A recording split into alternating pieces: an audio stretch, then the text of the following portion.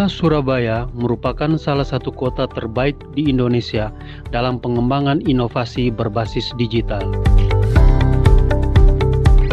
Kota yang tidak memiliki sumber daya alam seperti hutan, tambang, energi, dan lain-lain, tetapi lebih memprioritaskan pada sektor jasa dan pemberdayaan ekonomi mikro lokal, serta mampu mengidentifikasi segala potensi dan kemampuan yang dimiliki. Kota yang berpenduduk 2,8 juta jiwa akan mengandalkan jasa dan pelayanan sebagai sumber PAD dengan menitik beratkan pada pemberdayaan UMKM, pajak, retribusi sebagai sumber pendapatan utamanya.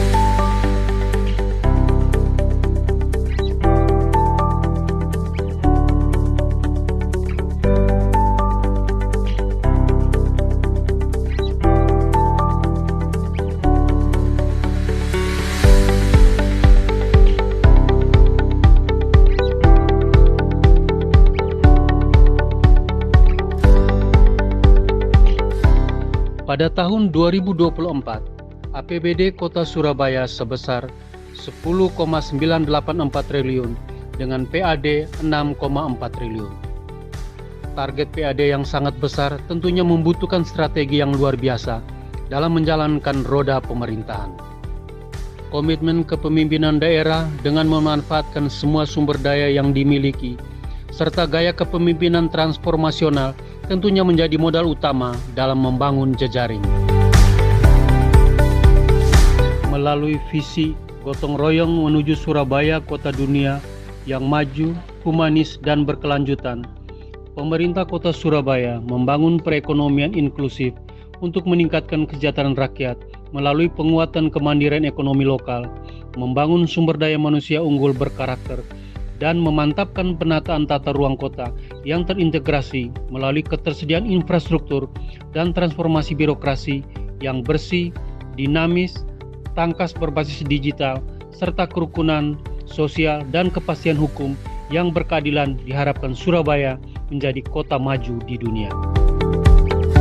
Berdasarkan visi Kota Surabaya, Badan Pengelola Keuangan dan Aset Daerah membuat beberapa inovasi berupa aplikasi untuk mempermudah pelaksanaan tugas dan kegiatan yang dibuat oleh OPD dan terintegrasi ke dalam Government Resource Management System atau GMRS yang terdiri dari e-planning, e-budgeting, e-project planning, e-procurement, e-delivery, e-controlling, e-performance, sehingga tidak terjadi pendobelan dalam penginputan.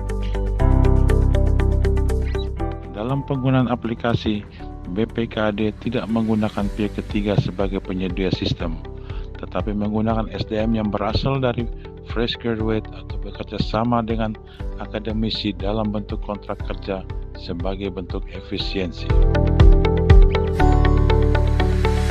Diharapkan inovasi BPKAD Kota Surabaya dapat menjadi contoh yang dapat digunakan oleh pemerintah Nusa Tenggara Timur dan di kabupaten kota kita masing-masing.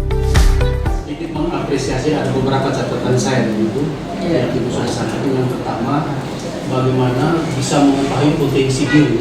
Karena di sini sumber daya tadi dibilang tidak punya sumber daya lain selain sumber daya kekuatan ekonomi dasarnya itu. Oleh karena itu kita memanfaatkan ini, saya pikir hal yang luar biasa. Yang kedua, dari struktur organisasinya ya bikin struktur kayak fungsi. Dari beberapa OPD kita sudah lihat. Terus kekuatan pemimpin. Saya pikir Ibu Risma sudah menjadi seorang pemimpin transformasi menjadi landasan. Yang terakhir itu bagaimana membangun suara sistem. Nah, agak sedikit berbeda antara di sini dengan kami di sana. Kalau kami di sana melakukan sosialisasi itu ya harus mengumpulkan. Kalau tidak mengumpulkan tidak bisa.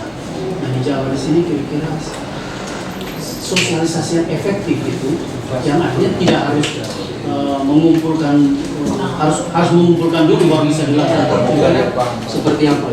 Yang kedua, sistem yang sudah dibangun ini kan cukup hemat waktu, efisiensi, hemat tenaga, dan juga tentu hemat biaya. Nah, saya kira sejauh mana efektivitas hemat biaya terhadap sistem yang dibangun. Dan mungkin yang terakhir, karena saya di Dinas Pertanian, saya kurang tahu apakah di kota juga ada Dinas Pertanian. Mungkin ada hal yang bisa di-share terkait dengan Dinas Pertanian yang mungkin kami bisa adaptasi atau adopsi yang bisa kami kembangkan di wilayah kami. Terima kasih. Ya, terima kasih Pak Yohanes ya Pak ya. Orang NTT tapi rasa Jawa. Iya, jadi gini Pak, untuk kalau sosialisasi mungkin sama ya Pak ya. Cuman kan memang bedanya kan kalau kami ini kan sudah kota ya Pak ya. Jadi kota, jadi istilahnya itu intelektualnya lebih apa ya, yang mungkin karena kita udah kota besar ya, istilahnya kota nomor 2. Cuma memang ada daerah-daerah yang masih akurat tapi jarang lah. Hampir sekarang 90% itu sudah tingkat manusianya itu sudah ya perkembangan intelektualnya itu sudah jadi sosialis tetap sama, cuma kita lebih fokus ya Pak. Jadi mamanya kayak musrembang itu kan kita langsung menggerakkan RT RW yang ada di kelurahan. Nah itu yang menarik, istilahnya apa sih yang mau kembangkan nanti rencana pembangunan kota. Nah, itu kan kita dari dulu ya, dari bawah dulu yang kita tarik itu sama. Terkait dengan penggunaan aplikasi-aplikasi ini, semuanya kan dari digital, tapi secanggih apapun teknologi ya, tentu ada keterbatasannya, terutama terkait penyimpanan memori penyimpanan itu kan data-datanya terbatas. Apa triknya agar data-data ini bisa di-backup dalam jumlah yang banyak untuk sekota Surabaya ini? Kan ada ancaman hilang, sistemnya rusak. Triknya apakah ada suatu penyimpanan yang besar untuk semua data ini? Ada trik lain itu tetap berbasis elektronika atau dokumen ini tetap di print dan di simpan. Ini dari saya itu saja. Iya, masih ya Bu ya. Jadi mungkin nanti ditambah teman-teman. Jadi pertama sebenarnya kayak kami itu memang kan kalau aplikasi secanggih apapun pasti ada errornya ya suatu saat. Cuman ada kita memang harus punya save link yang harus, misalnya penyimpanan yang memang harus contoh kayak kami itu data ini kayak data keuangan ya Pak ya, kita atau Bapak Ibu sekalian, jadi lebih kita punya hard copy tapi juga ada yang harus di scan dalam artian memang nanti dimasukkan ke file database-nya itu.